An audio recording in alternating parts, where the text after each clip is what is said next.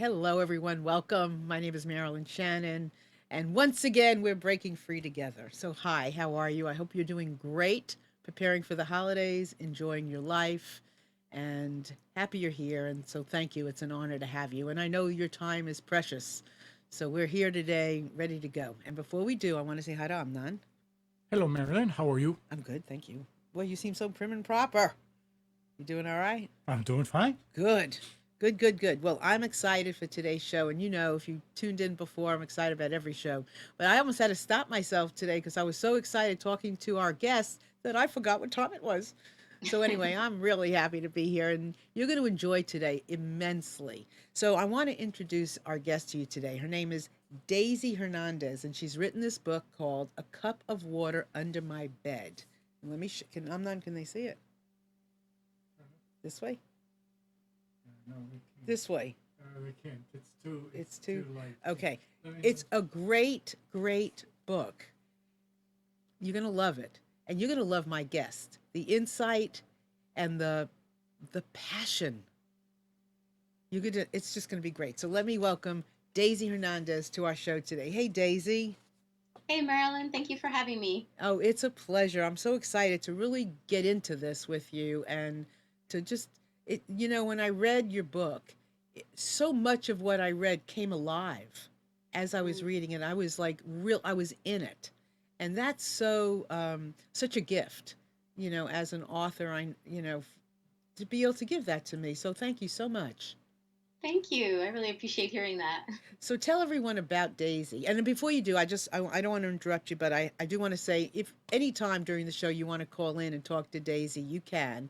919-518-9773, or you can communicate on Skype anytime at computers, that's plural 2K voice, and you can join our chat. Just put your name there and say hello and ask questions and comment and all that stuff. So Daisy, tell us about Daisy.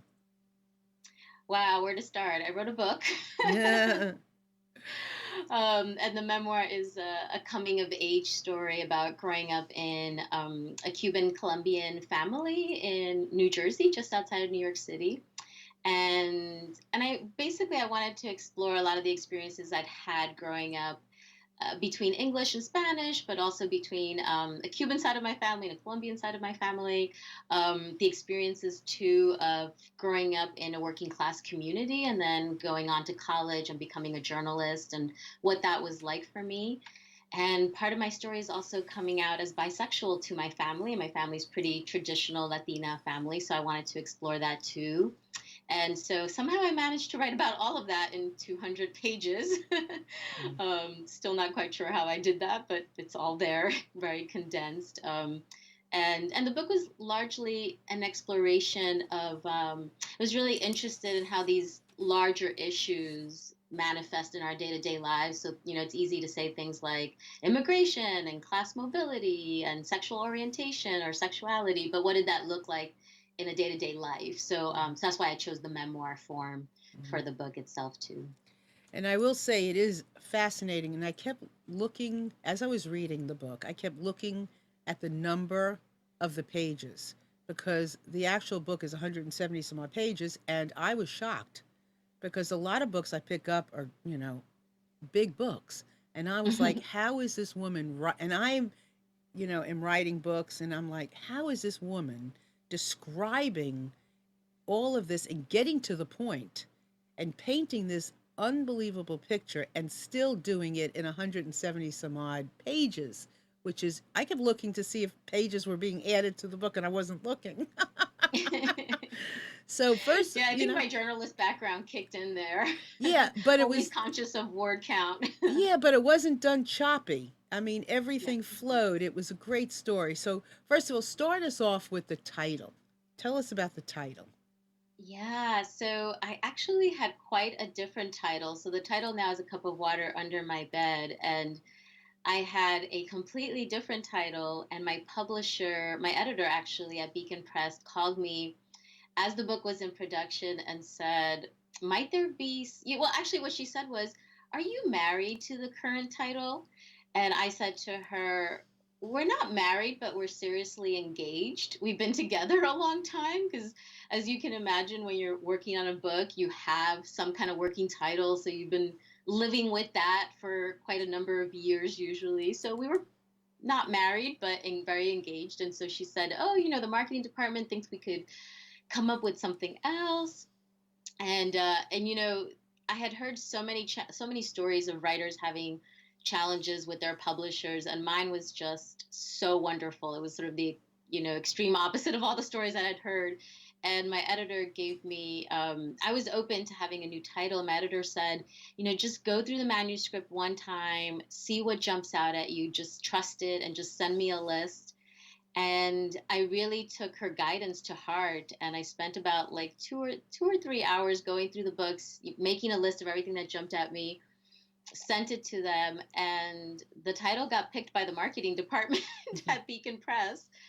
And at that point I had to do some serious thinking because it felt a little bit more like an arranged marriage, because this is the title you're going to live with for the rest of your life. It just felt like a really big deal. And so I did some polling of my closest 40 friends through email to see which title they liked, the old one or this cup of water under my bed. And it was actually pretty split between the two titles, but I ended up choosing this title because it refers to a very specific section in the book where I talk about growing up, not just with my mom, but also her sisters from Colombia who were helping to raise me, and other women in the community who had this very specific unnamed role. They were like healers, they were like social workers, they were like therapists. They sort of fulfilled a lot of social roles in the community. And so when I was a teenager and I was having kind of basically having insomnia, I was having a hard time sleeping. My mother went to one of these women to consult with them about how to help me. And it's a very common practice, especially in certain areas of the Cuban community, to put a cup of water under your bed, especially for Cubans who practice the religion, the Afro-Cuban religion, Ocha, Ocha, or Santeria is a common name. So it's very common practice that you're putting water under the bed to satiate the spirits that might be bothering you and not letting you sleep. Mm-hmm. And so as I was thinking about, is this the right title for the book, and talking with friends, one of my friends pointed out to me that it was the perfect title because it signaled how the women in my family and in my community were trying to take care of me with the resources that they had. And what I'd love to tell you is that I chose the title based on that. I didn't know anything else beyond my own personal experience with the cup of water. When the book came out and I was touring and going to different bookstores and radio stations and talking about the book, all these people started coming out of the woodwork. Latinas from all different communities, not just Cubans, like Central Americans, Mexicans, who were like, "Oh, my grandmother used to put a cup of water under my bed, and my mother used to do that." And I got the advice to do that one time when I was going through a lot of trauma in my life. And so it was really just beautiful. It's a much larger cultural practice in Latin America than I was even aware of when I picked the title. So it feels a little bit like the title picked me Mm-hmm. in a way. Mm-hmm. Yeah, it seems that way. And I'm Jewish, and my mother, grandmother, and everybody before her would put a red ribbon under Oh. our bed or under our crib or under the like the mattress of the carriage to Mm-hmm. ward off any evil spirits. Oh, I love it. Yeah, so it's there. These are beautiful, beautiful Mm-hmm. rituals. And And isn't it amazing that they have survived through so much? hmm We may not always know the stories behind them, but they've continued. That just hmm amazes me. yeah, it is. Why do you think that is? I think I think I think people are very resilient. And I'm a little biased here. I think women in particular are very resilient.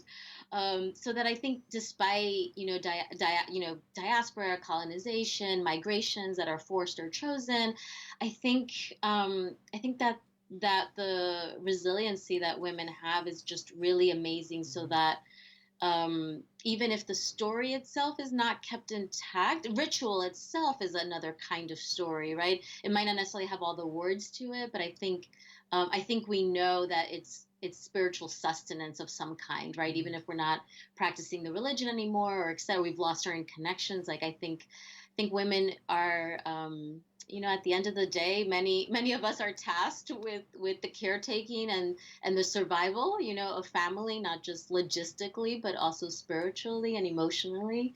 Mm. And so it happens. Women make it happen. Yeah, it's funny when you're saying that. And I won't go into all of it, but I had just the craziest week last week. I don't know if everybody out there, but I think a lot of people have had a lot of crazy stuff happening lately. And what I said to my husband, like just yesterday, and I was reflecting back on the week because it was great things and terrible things, and not just Mm, one or two of each. It was all week long. And what I did gather from my experience was that I can handle it. And yeah, yeah, that I can handle it and we can handle it, you know. absolutely. So Daisy, um, you made a statement and you said social roles, like these women played these great social roles. How did they do that? How did women take those roles on, and how did they know those things to do? Yeah, I was quite fascinated by them when I was a child because they somehow my mother and my auntie, one auntie in particular, would somehow always find these women. And sometimes it was very simple because they worked or they ran what are called botanicas. They're religious stores where you might go to buy a candle or something else that you need for a ritual, and they would offer to read the tarot cards or cowrie shells or something else like that. So they would do some kind of divination. So sometimes it was getting to sometimes a lot of times it was kind of through word of mouth too, like, oh, so and so, she knows how to help with that. It was sort of like it was very informal but very consistent. And it seemed to me from the outside like my mother and my auntie and my father too would go to these women, for kind of, all sorts of things. Sometimes it was very, like, it was actually a medical issue. Like my father did not trust medical doctors. Oh, my little cat wants to, that's my cat trying to come onto the show. Okay, Kitty. um, I'm gonna help her figure out how to get off the table. Okay. so so my dad would, like, he didn't trust doctors, right? He had not grown up in Cuba going to doctors, but he would trust these women, to kind of do a diagnosis, to recommend herbal treatments of some kind. And then other times it was kind of going to these women almost as if they were therapists, like someone in my family had lost a job, for example, and it was to find out if, what they could anticipate in the future. So it was a little bit of a divination, but to me it looked like, growing up with it, it kind of looked a little bit like sort of therapy, like having someone listen to what was going on, and offering you some faith, and that, in the sense that things would work out. And sometimes it was a little bit more like the role of a priest or some kind of religious leader, in terms of directing you back to a ritual or some kind of spiritual practice. And so I grew up very fascinated with them, especially because they did not have names attached, like, right, it wasn't Mm. like they weren't called curanderas or healers necessarily. And different people, depending on how they thought about these women, had different names for them. So sometimes they would be called, brujas, which means witches, which is just a wonderful word in English and Spanish. um, and other times it would be called curandera, which is a healer. Or, as I write about in the book, my dad would just refer to them as las mujeres que saben, which is the women who know, and just kind of this broad acknowledgement that they had some kind of knowledge that he didn't have. Yeah, I just found them really fast, and they continue, right? They just continue in all these, different Latina communities across the United States, which I find incredibly amazing too. That across so many different cultures, whether it's Mexican, whether it's Cuban, whether it's Honduran, that these women are in the communities playing these roles is just really amazing to me. And are they still playing those roles? Yes. Oh, Yeah, good. absolutely. Uh-huh. Yeah, yeah, Uh-huh. absolutely. And You can pretty, young women are picking up these roles. that is a great question. That is a great question. I I don't associate young women with the role. I'm just thinking about Well, maybe the like I remember when I lived in Virginia for a year, I went into the local botanica, so the local religious store, and I guess this one woman in particular was younger because she looked like she was maybe in her 30s or 40s instead of like her 60s. Um, but I think generally I still see older women, but I think it's also something, it's a little bit of apprentice, right? It's something you hmm grow into over hmm time. hmm So maybe that's been my hmm association with it. I also have to say that, at this point I've lived outside of my community for over 10 years too. So it's a little bit different. It's a little bit different to be going back as a visitor than to actually be in a Latina community in the United States. It's hmm it's incredibly, it's like, hmm night and day. It's just really different, well, to be a visitor versus you live there and mhm. you're, doing your grocery shopping there and living there day to day. It's very different. Well, and I want to get into this, but I also want to remind people 919-518-9773. Give us a call. You are more than welcome to share your stories and Yeah. your rituals with us, and we'd love to hear about it. Or you can connect with us on computers, that's plural, number two, K Voice on Skype. So start us kind of in the beginning of where you start the book, because I think it's really interesting how you lived in kind of how it was for you living in both worlds and what that did. Yeah. Yeah. Yeah. I decided to start, originally when I was working on this book, I was very much just following the questions that I had about things that had happened in my life. And so each chapter is essentially a question that I'm trying to answer. But as it was forming and becoming a book, I realized, oh, I need to start at the beginning, which is absolutely about language, because I grew up speaking Spanish at home primarily. And then, of course, the rest of the outside world happened in English. And so for me it was very confusing, as I write about in the book. Before the age of 5, before I start kindergarten, I had actually, I felt like I had traveled to a lot of different places. Like, I grew up in New Jersey, but we had been to parts of New York City. I had been down in Florida. I had gone to South America to be presented to my grandmother, and so I didn't have a sense at that very young age of national borders or different These all seem to be part of the same country. South America and Miami and New York and New Jersey, and in a way they are, right. They're like part of Mhm. this Sure. Latina American diaspora. But what stood out to me always is that that Spanish as a language was shared among all these places, even though it was dramatically changing as well. And I document in that first chapter of the ways that my mother and I were negotiating the fact that she was speaking hmm in Spanish, but I was beginning to learn more English, and she was wanting me to learn English, but that meant that I was not getting all the words in Spanish. And so there's a scene in there where I talk about being in elementary school and being frantic because I can't find the folder for school. You would get Yes. those little folders, keep all your papers in the folder, and of course you lose the folder.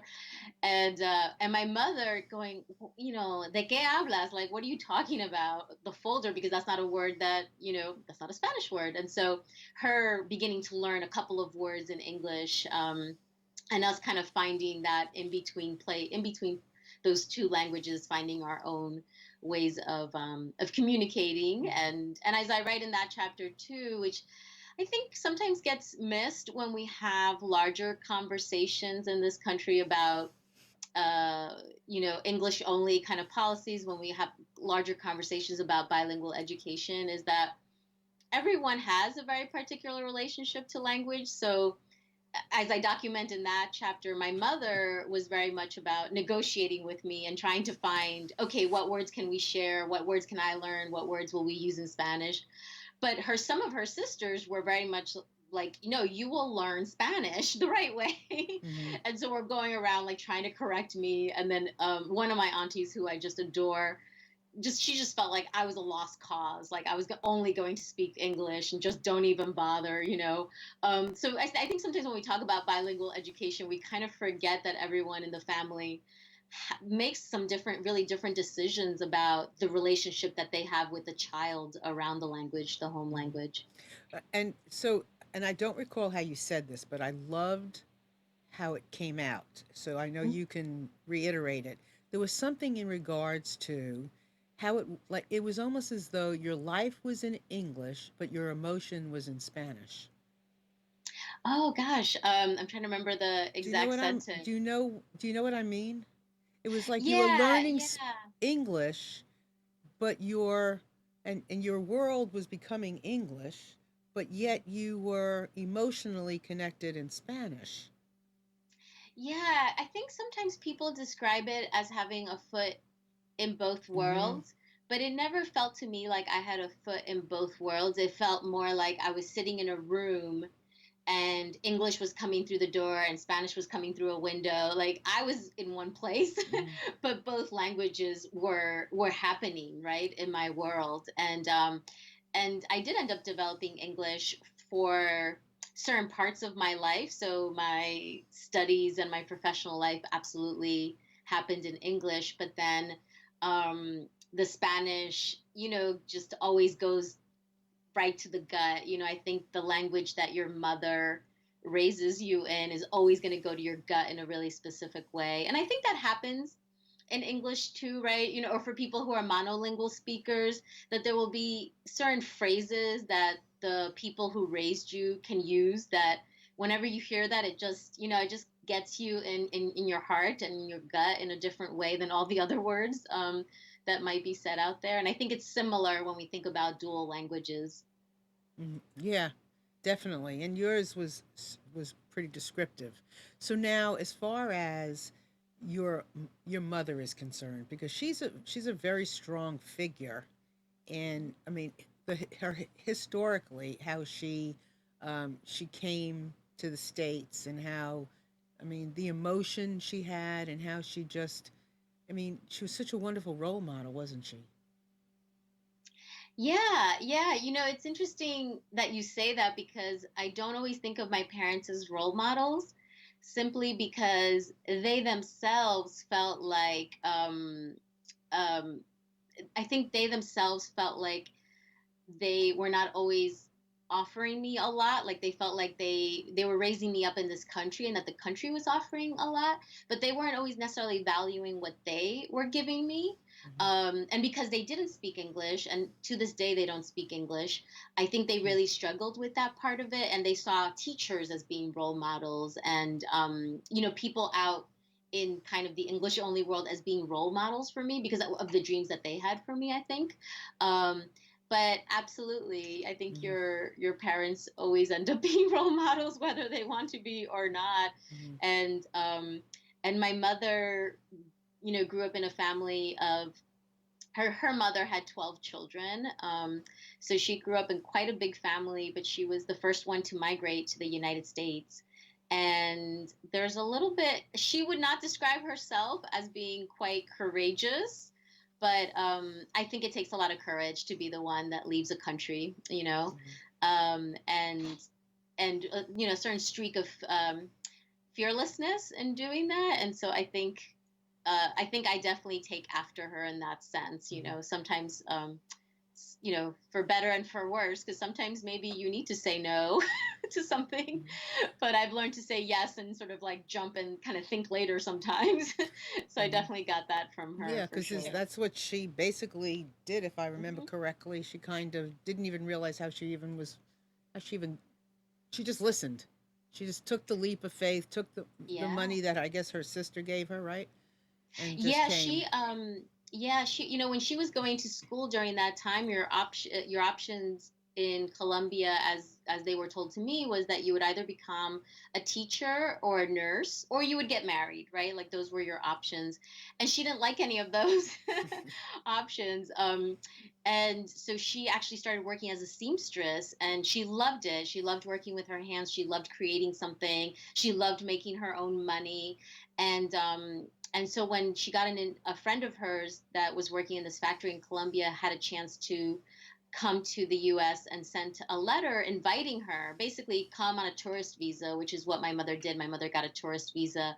And in the 1970s, early 70s, this was a really big deal because the idea was that you would say that you were going on a tourist visa, but you would get and once you got to the US, you would be able to easily find work. And those were a lot of the stories that were coming back to Colombia at the time, was that the classic money is growing on trees kind of thing, image of the United States. And everyone in her family was so excited because they, she was going to be able to earn a lot more in New Jersey than she would be able to earn in Colombia. And she did. Her sisters gave her the money for the airline ticket, and she just took the leap without thinking, oh, wait, this means I'm leaving my mother. She was very attached to her mother and her family members. And so that part didn't all, Yeah, that was make sense. sad.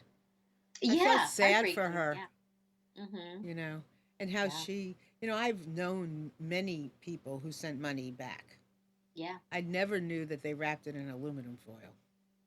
Yeah, yeah, that's something that she did back in the 70s. She would wrap the dollars in aluminum foil and put them into these envelopes, and they would, yeah, get sent back that way. So when you look back, what is a story that when you look back into your life as growing up as a child and into your adult life, what is one of the stories that you, when you look back, you can look at and go, yes, either yes, that's how I am, who I am today, or it gave me something. Which story is that? Because there are so many. Oh, goodness. I think probably the story that I relay about my mother telling us bedtime stories, and her bedtime stories were not sort of the typical Mm-hmm. childhood child nighttime stories. We would lay in bed. It would be me and my sister because my dad worked at night, and the room would be completely in the dark. A little bit of shadows. I like sort of knew where the dresser was and things like that. But it would really be us in the dark with just the sound of my mother's voice in Spanish, um, telling us the story of how she had been in Colombia when this letter came, and that she got an invitation to come here, and how everything was so shocking when she got here. She was able to find work, but she missed her mother so much, and that she would stay up at night crying, missing her mother. And because I was so young and, like, snuggling in bed with my mother, like, I couldn't imagine this idea of being separated from your mom, of like having chosen to leave but not necessarily feeling like it was a choice because there was so much financial motivations around it. Um, and and she would also tell stories at night about, you know herself going to work for the first time and coming from a very, very sheltered home. And my mother is really great at creating herself as a character in these stories, right? And creating herself as like the innocent, young girl who's been in this sheltered family. She's never, the only women she knows are women who go to church every day and are very obedient to their husbands. But when she starts working in these factories in Colombia, she's meeting women who are cursing for the first time, like not for the first time, but the first time for her. And just hearing women like talk about their sex lives, and she didn't know women could have sex lives. So sometimes I think, oh, wasn't I a little young to be hearing about this? But I think that was very critical in shaping me as both a journalist and as someone who writes memoir, because I think my mother was training me in the process of listening to people's stories, which is a lot of the work that you do in journalism, and asking questions, because I'd be snuggling up next to her and I'd be like, and then what happened? And well, what happened with that lady at the factory? And asking her questions as we went along.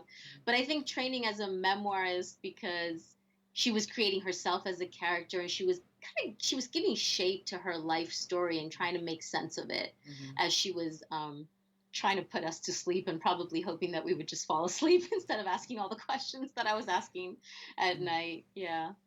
But and it was the same. I mean, if I remember, it was the same stories that she would Yeah. share night after Yeah. night. Now, and how did you? And so that's interesting in itself. Yeah, absolutely. It was very much like hearing a fairy tale, in that you knew where it was going to go and you knew who the characters were. But as a child, it still felt very exciting each time. And each time it still felt like something different could happen, even though you knew it wasn't going to happen because you'd heard the story so many But times. But you were creating as you went along as well. yeah, Right? Okay. absolutely. Okay. Absolutely. And what I think it was also teaching me the incredible pleasure of the plot wasn't necessarily changing, but sometimes the word choice would change a little bit, or the emphasis would be put in a different place. And that would make the story really exciting too. So yeah, I think, because I remember it wasn't there was one time when she would tell us about sort of, her mother not the letters that she was writing home back to Colombia to her mother didn't actually make it home. So that, like, for several weeks, I think, or months, her family didn't know where she was, or if she was okay, actually. And so when that would come to the forefront, it would be like, oh my God, it'd be really exciting in a different way than it had been in the previous tellings of it. Yeah, it was very interesting how that how she just kept telling the stories, and then when you got older, you kind of moved into the other room. Do you regret that at all? Did that Yeah, yeah.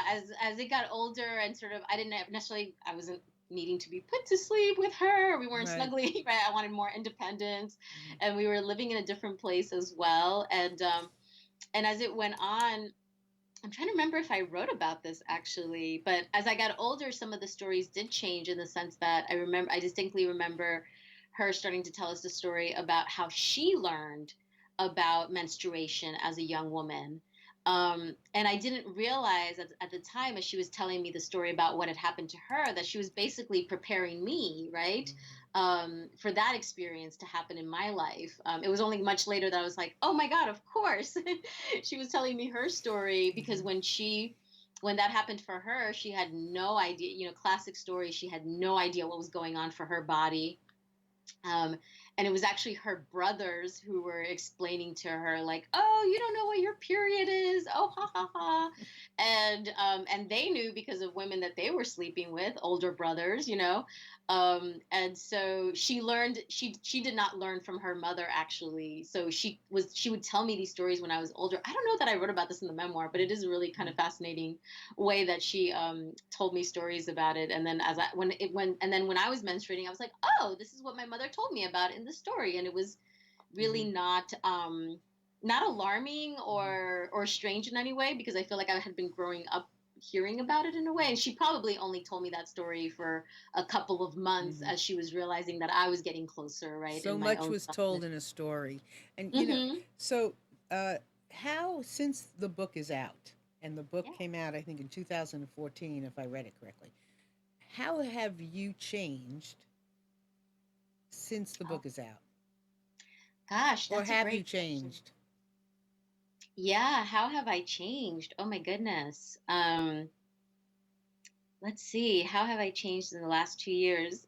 What I think about first is actually how much has changed in my actual life, because I've ended up in Ohio, which Mm-hmm. is not a place I ever expected to live in. And so, have I changed? My circumstances have definitely changed, and my home space has changed.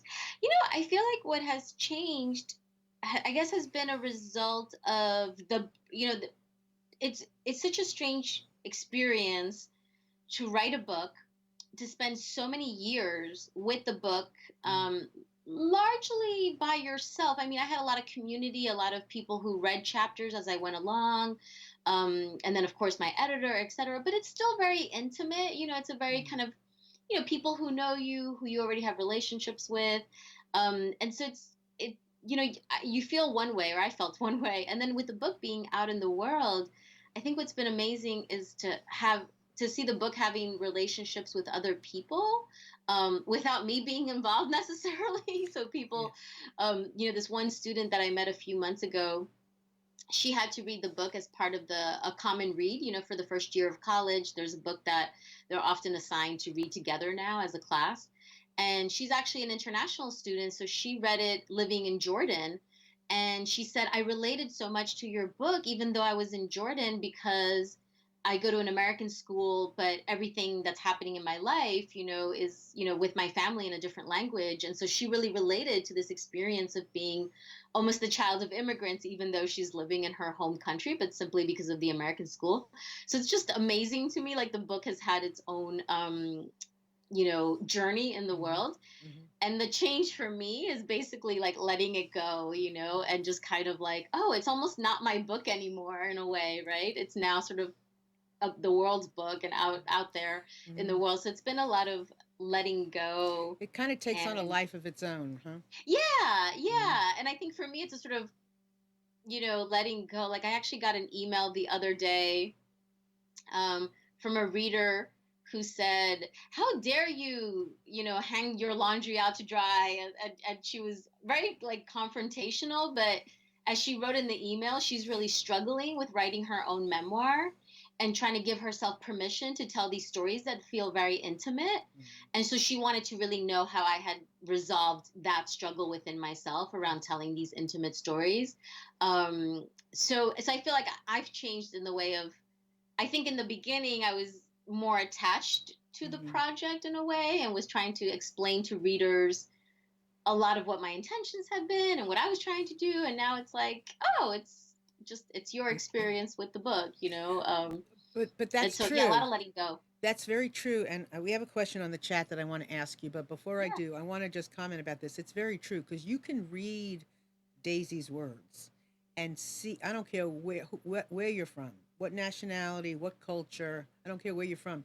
You will see, you can see through the description, like clarity about life. And I Mm. think she does it in a very beautiful way. And I would really highly recommend you pick it up. Man, women, doesn't matter. But I really think that there's a way that she describes things that you can see yourself in a situation, whether it's in school, out of school, any of these situations, occurrences she had with her tias, along the way. I think is interesting. So Thank you. Susiani has a question. She wants to know, how did you get published? Are you self-published? If not, how did you find a publisher? Yeah, that's a great question. I actually first sought out getting an agent. And the way that I started looking for agents was I started looking at the people around me, writers who had already published their books. And part of doing that, and this is what I tell my students now, which is that when you're writing your book, you're doing two things at the same time. You're writing your book and you're doing what I call making friends, which is the more down to earth way of saying networking, or building the author platform. So you're making friends, and that might, for me, that looked like I was taking workshops all the time to improve my writing. So I was making friends there. I was going to writing conferences, and so I was making friends there. And so I was getting to know people who were further on the journey than I was, and they had agents. So I approached a couple of their agents, not with any recommendation, but just with saying, I know you are the agent for this person, and I think her work is amazing. And I'm thinking you might be interested in my book. And it did not work out for me with agents. I tried about four agents, and they all said the same thing, which is that because the book is not chronological, it's not one single story, they couldn't see it as being this sort of big memoir. And so they could not see selling it to a New York City publisher. And so they wanted me to try to make it a more traditional memoir. And I spent about a year and a half trying to do that, and I failed miserably. It was just, it really felt like writing a different book. I already had a book that I was happy with and that I loved. And so after about a year and a half, I just said, this is ridiculous. I'm giving up this way, and I'm going to go to independent publishers who, again, had published the work of some of my friends from my writing community.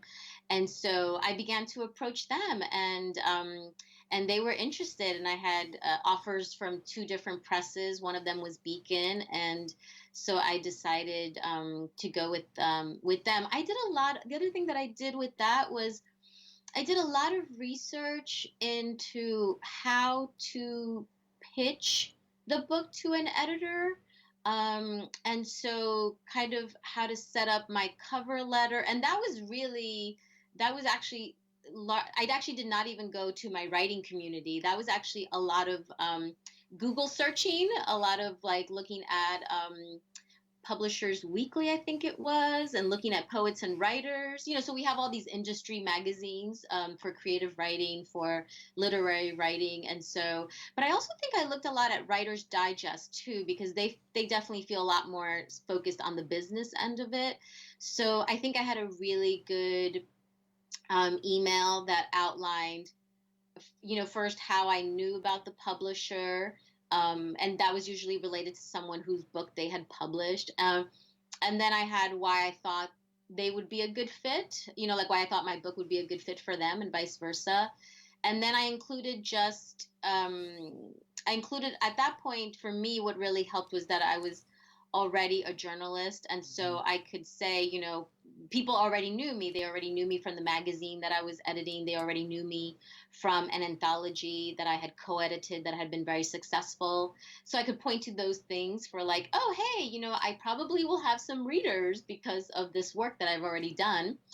And then I just included like maybe two or three paragraphs that I thought were really compelling to describe the book that would give a sense of the writing, because in all of my research that seemed to be very, very crucial in pitching to the publisher directly, is that you have why you would already have readers who are interested in your work, and a bit about like a taste of the writing directly, so that the editor at the publishing house could get a sense of what your writing looks like before they even look at your first chapter. So that was a very good question, Susiani. Thank you so much for asking. And I just want to welcome anybody else. Still have time. Call in 919-518-9773 or partake in our chat. Just put your name near our video and you will be there. So bring us to the bisexuality. Yeah, that's actually where the book began. Someone asked me one day, where did the book start officially, since all the chapters can be read pretty independently of one another? And it was actually with sexuality, because I felt in my 20s, I felt like I had no blueprint for any kind of sexuality other than heterosexuality.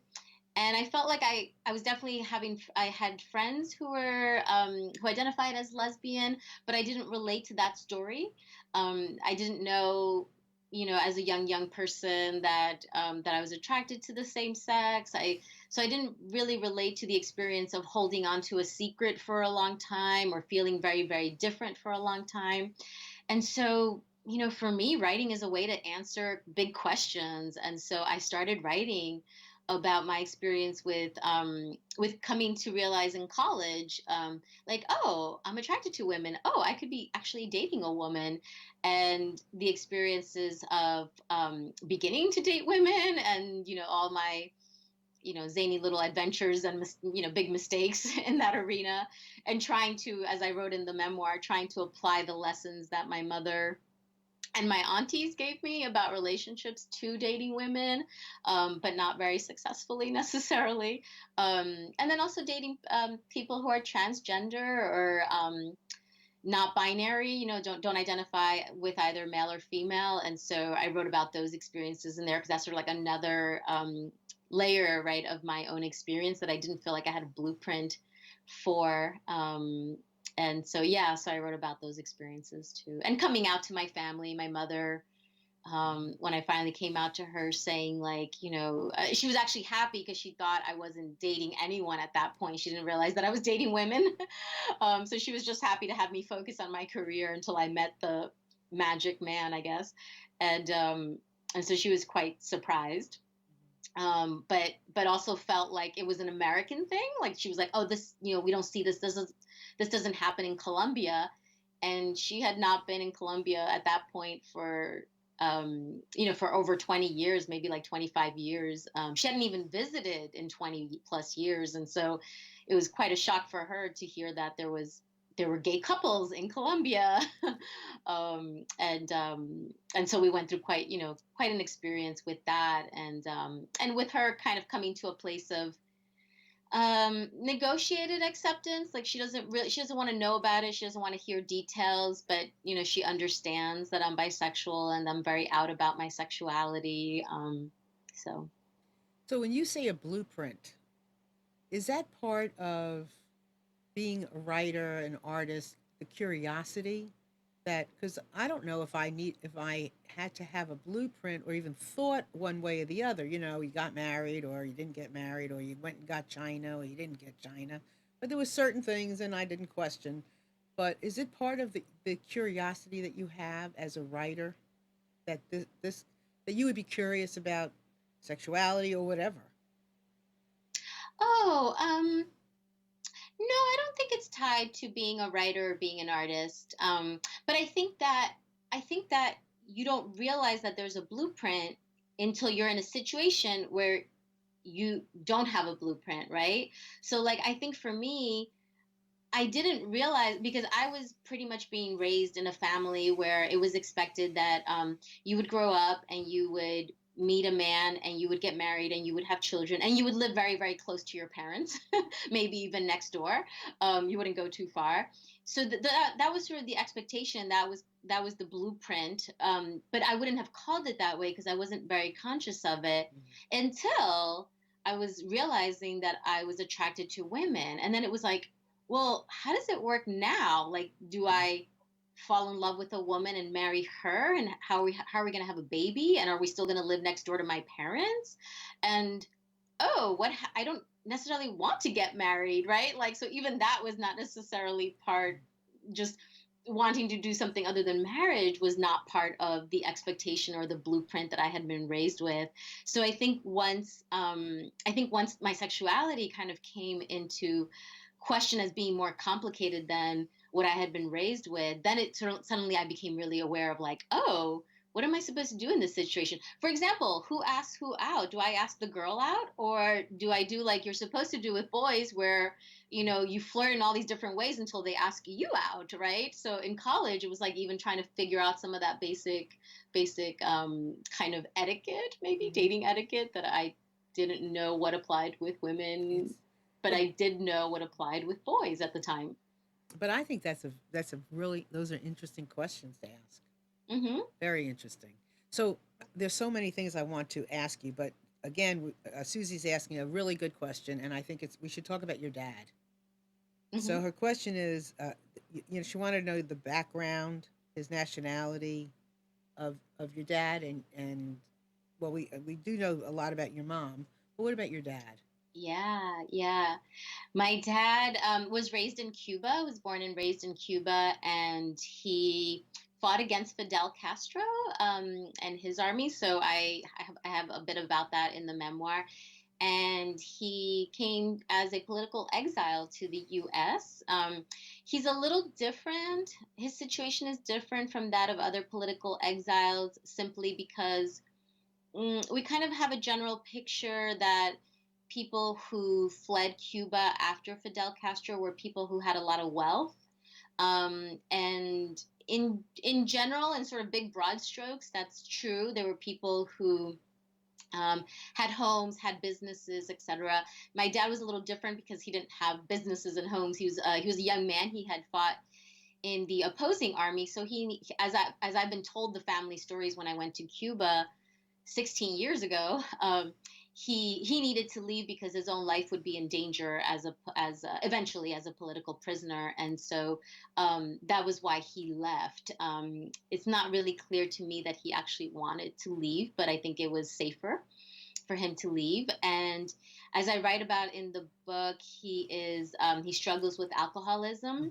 Hmm. And was a very active alcoholic as I was growing up, and so that definitely shaped the relationship that we have. He's also a tremendous worker, right? And so a lot of my ideas and feelings about my own work came through my relationship with him, especially struggling with how to reconcile that I came from a family where everyone worked with their hands. They were all blue collar workers, manual laborers. And then here I was going to college, working as a journalist, very much working in an intellectual landscape with my mind, which is what my dad wanted for me.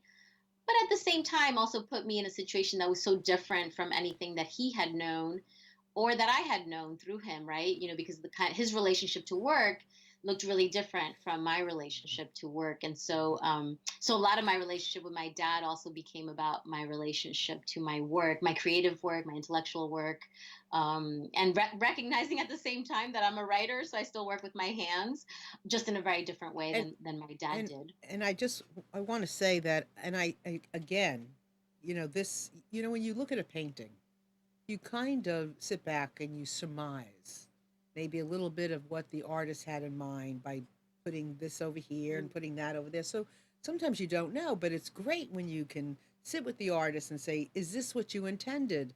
And or did I misunderstand? So or is it something else? So it's great because I can sit here with Daisy and I can ask her certain questions. So one of the things, I have one big question after this, but this question I want to ask you is, was um, he seemed to be supportive of you. Hmm. That was the impression I got. Now, was that how it was? Yeah, I think a complicated support, I think he was really supportive in that I study, and as a child growing up that I put school first. He was really supportive of that. He was really supportive of me starting my career as a writer. Um and even more recently, he's actually been really supportive of me being in a queer relationship, which is, not something that I actually expected would happen. He's been really supportive in that way. I still remember actually when I was in elementary school, no, I guess high school, I was in high school or early high school. I put a picture of a typewriter, one of Right, those electronic typewriters right. that you could do erasing back in the day. I put a picture of, or like a cutout from the, Sears catalog or something on the refrigerator, and he bought me that typewriter. It was pretty amazing when I look back. So Yeah. he was definitely really supportive in that sense. Um, I say complicated support because when someone has, an addiction like alcoholism, they're not completely available, right? So there were a lot of ways in which he couldn't be supportive emotionally Mm. necessarily, and ways that he couldn't be supportive also because, and I've come to appreciate this more in the last 10 years, that he couldn't be supportive because there was support that he had not received growing up. He had been his mother died when during childbirth, or shortly thereafter. His father left him with the grandmother, so he grew up with an identity of being orphaned, and grew up not necessarily feeling like he was being loved and held, and sort of like his relationship with language um you know is is is very specific to the kind of experience that he had growing up. So our relationship, I would say, like the last 10 years, has been a really fascinating one. He's turning 80 next year, so it's been really great to have these years together where I'm bringing new language into our relationship, like just more language of cariño or caring, like just saying, things like basic things like I love you and I miss you, and things like that are just not words that he would necessarily use with us, and they weren't language that was used with him growing up either. So it's been really interesting to see him welcome that and start to use it with me as well. So it's been really, that part of it has been really, really sweet and new, really new from how it was growing up. And I can, I think it's very traditional in many Yes. ethnic families because my father was, similar in certain regards. I mean, he wasn't termed alcoholic, but I'm sure, to rest in peace, I'm sure he had some, you know, the personality sometimes of that. And so Mm-hmm. you get mixed messages, Yes. right? So you get you know that they love you. And so you know that when they buy you that typewriter, that it's true, it's meaningful, and they do that and they Mm-hmm. want to. And then you get some other things along the way that question certain things, but they want you to do that. I want you to just tell me really quick, and we don't have a lot of time, but I want you to tell me what are your feelings about things that are going on now, as far as immigration, as far as all of the. I mean, you've lived. Uh, I mean, if it wasn't for your parents coming here, you wouldn't be here. Maybe, Mm-hmm. who knows? So, how do you feel about what's going on now? Yeah, I've been writing about it for the Buddhist magazine Tricycle. I just wrote a piece that got posted just last week about it, and it's on my website at daisyhernandez.com. I think for me, like for a lot of people with the election, I can only speak for myself. It's been a real intense time of feeling unsafe. Just feeling really, really unsafe. And the shock is beginning to wear off. I should back up and say, for me, feeling unsafe, because of the language that Trump used during the election, and some of the promises that have been made around laws, specifically pertaining to the LGBT community. So right now, there might be laws that come back to the states and allow states to dictate whether someone can deny you medical care because they don't believe in your sexual orientation or it violates their religious principles. So just a lot of things like that feels really unsafe. Just having someone in that position who's admitted to sexually assaulting women just as a woman makes me feel incredibly safe about being in the world. I think the kind of I could go on and on about that, but Right. just a lot of feelings of unsafety Okay. and pulling together right now with communities. So I've been protesting a lot in Ohio, and beginning to really focus on love. And that's one of the things that I'm doing to nourish myself, in addition to taking political action and calling my Ohio governor and all that stuff. Focusing a lot more on love stories, not just romantic love stories, but just being around a friend of Mhm. mine who just had a baby, and just watching her and her baby loving each other is feeling so nourishing. Mhm. Um, but yeah, we have a lot of work cut out, Right. especially I don't think I should say especially around immigration, because it does feel like an assault across the board, reproductive rights and Right. immigration, LGBT. And so it's a lot of, I think Mhm. for me, like a lot of people, it's figuring out right now, where to put my energy, how to keep the balance between the political work and the creative writing and the relationships in my life that nourish me. But I think moving in the direction of having more for immigrants, having more sanctuary cities, having Mhm. more colleges that declare themselves to be sanctuaries for undocumented students is really important. I think that is going to need to extend, or it would be wonderful to extend that to school districts as well, especially school districts that have really big immigrant communities. It's important Mhm. for the communities to know that they have allies. Right. Because For those of us like myself who have a lot of privilege and right, have and citizenship, when you read Daisy's book, and I want you to tell them where they can get your book. When you read Daisy's book, you can see that she faced some of that herself growing up. From teachers and stuff. So it's an excellent book. I highly recommend it. So tell everybody where they can get it, and just you know coming to your website and all that kind of stuff. Do a little self promotion now. Yeah. Well, I always love to tell people that you can go to your local bookstore and you can always request any book you want. So you can go in there and say, I would like a cup of water under my bed. Can you order that for me? And they should say yes. But of course, you can go to Amazon online or Powell's online, and you can get it that way too. And you can see some links to excerpts of the book on my website, which is www.daisyhernandez.com. Salon Magazine had published some excerpts from the book, so you can see links to the book on the website as well. And also, I'm working on a new project, a new book, and you can see some of that on the website as well. And what is the title of the new book? The new book does not have a title Okay. yet. I'm in the Okay. very early stages, Okay. but it's about immigration and infectious diseases. Okay. So it's a little bit more. It's more literary journalism at this Mhm. point, and you can see that online too. Perfect. Well, I want to Yeah. thank you so much for being here today. You are just a fabulous guest, Thank and you. thank you for bringing your story and a cup of water under my bed to all of us, because it's incredible and I loved it. So I want to thank you for being here, and I want to thank all of you out there for joining us today. I wish you a wonderful day, and I will see you next week. Take care. Bye.